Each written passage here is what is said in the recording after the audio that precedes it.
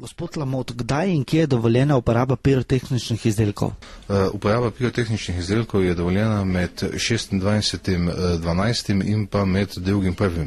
Seveda pa ne glede na to določilo zakona, pa za samo uporabo ne sme biti prisotna motenost ljudi, to je motenost predvsem v strnjenih naseljih in tudi v stanovanjskih naseljih, ki sicer niso tako zgoščena, ne sme biti prisoten ta element, bom rekel, motenosti starejših ljudi in pa domačih živali in pa ostalih ljudi seveda.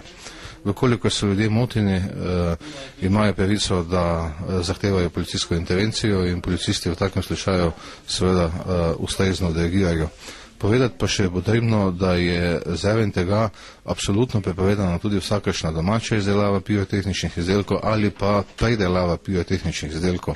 Predvsem mladostniki so tisti, ki občasno recimo več tako imenovanih petard zlepijo skupaj in s tem dosežejo sicer večji pok, vendar takšna predelava ni dovoljena, je pa seveda zraven tega tudi izjemno nevarna. Kako pogoste so kršitve? Kršitve so zelo pogoste. Predvsem moti ljudi uporaba pirotehničnih izdelkov v strnjenih naseljih, prav tako pa tudi na drugih mestih, kjer so ljudje za to uporabo moteni. Katerih pirotehničnih sredstev pa največ zasežete?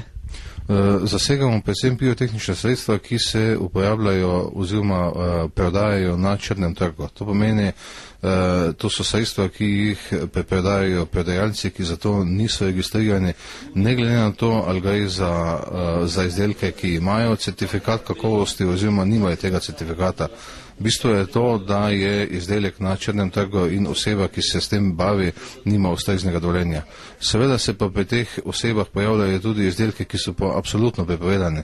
To so izdelki, ki po jakosti presegajo dovoljene stopnje, to so izdelki, ki sodijo v tako imenovani 3. in 4. razred po zakonu o eksplozivih, ki pa se v prosti prodaji ne smejo prodajati. So pa tudi zelo nevarni, saj je njihova polnjenost, eksplozivna polnjenost večja, kot pa je dovoljena po zakonu.